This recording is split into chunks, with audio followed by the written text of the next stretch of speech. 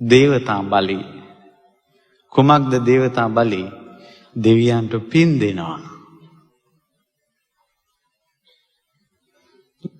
දැන් බලන්න මිනිස්සෙකුගේ ජීවිතේ එක අංගයක් අම්මට සලකනවා වගේම අංගයක් වෙන්න ඕන කියනවා දෙවියන්ට පින් දෙන එක. කෝ දෙවිවරුන්ට ගරහනවා. දෙවියන්ට ගරහා බන කියන අයගේ බන අහන අයට යන කලදසාව කුමක්ද? තියෙනවා කලදසාව. පිරිහීමක්ම කැමති විය යුතුයි, දියුණුවක් නන් නෙවෙයි. ඒකට මම උදාහරණ කතාවක් කියන්නම්. මේ දෙවියන්ට පින් දෙන එක. වෙලෙන්දු දෙන්නේ වෙලඳාම් කරගෙන ඉද්දී එක වෙලෙන්දෙකු දැන් මේ අරෙන් ගඟකින් එතර වෙන්න ඕන.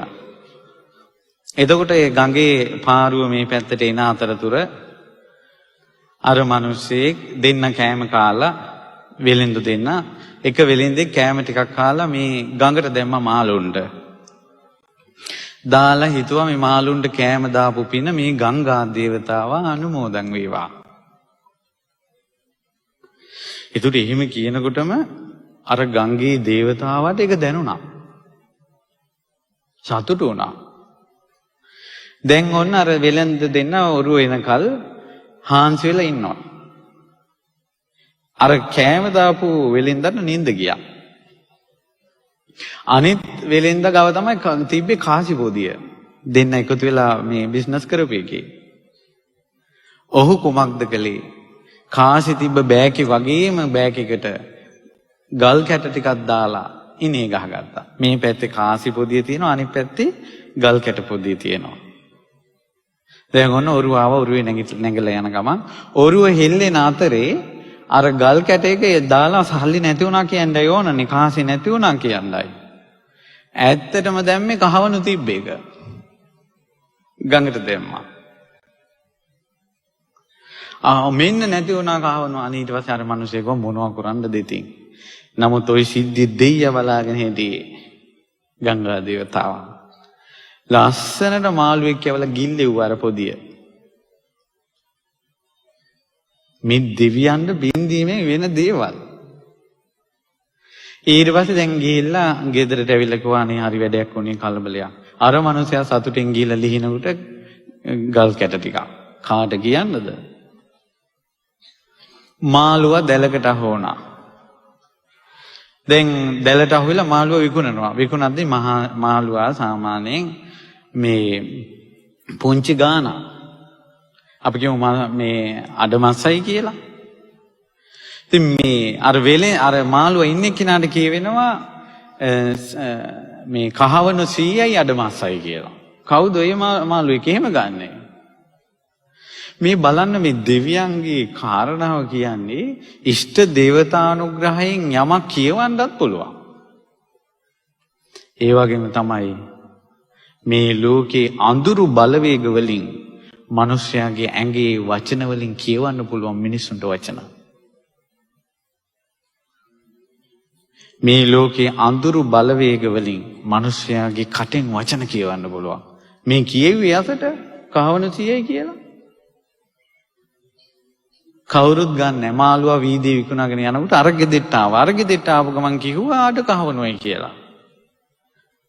ඊට පස්සේ දීලා ගත්ත අර මිනිස්සෙක් හරි පුදුමයි, මෙච්චර වෙලාවක් මම මේක ලොකු ගානකට කියන් හිටියේ, ඔබට මේ අඩු ගානක් කියවුණා. හරි යන්න කියලා යවුවා. මාළුවා කපනකොට කහවණු පොදිය ඇතුලේ. පුදුමයි. මේක කොහොමද උනේ කියලා හිතනකොට ආකාශයේ දිව්‍ය පහළ වුණා. මේක උඹ මට බෙන් දුන්න එකට තුටු පඳුරු කිව්වා. ඒත් අර මිනිස්සයා කහවණු 50ක් අර ගෙදෙට්ට යවුවා. සත්පුරුසයි. ඒ නිසා දරුවනේ පිනක් කරලා පින් දෙන්න. ගොඩක් අය දාන දෙන්න යනවා, දාන වෙලාවේ පින් අනුමෝදන් කරන වෙලාවේ එළියේ ඉන්නවා. ගොඩාක් කොල්ල ගෙල්ලෝ අපි දැකලා තියෙනවා. දාන බෙදනකොට දාන බෙදන්න යන්නේ අම්මලා බෙදාගත්තා කියලා එළියට වෙලා කතා කර කර ඉන්නවා. මේ කොච්චර හානියක්ද කරගන්නේ, දියුණුව පිණිස තියෙන දේවල් වළක්වා ගන්නනේ. ඒ නිසා පිනක් කරලා ඒ පින දෙවියන්ට දෙනේවා පුරුදු වෙන්න. ඉතින් ඒක පුරුදු වෙන්න දෙවියෝ විශ්වාස කරන්න එපා. ඒතරම් සොඳුරුයි බුදුරජාණන් වහන්සේගේ ධර්මය. ඊට පස්සේ ඒ නිසා අපි ඉස්සර තිබ්බා දේවතා බලිවලට ওই කුඹුරු කොටලා ඒ කුඹුරු වලින් අග්‍ර භාගය අරන් දෙවියන්ට පූජා පවත්වන ඒවා. අනේ දැන් මේ මැෂිමෙන්ම කුඹුරට මැෂිම දානවා, වීගෝනි ගන්නවා, එහෙම්ම සල්ලි කර ගන්නවා, එහෙම්ම බොනවා, බීලා සින්දු කියනවා. පුදුම දේව පූජා.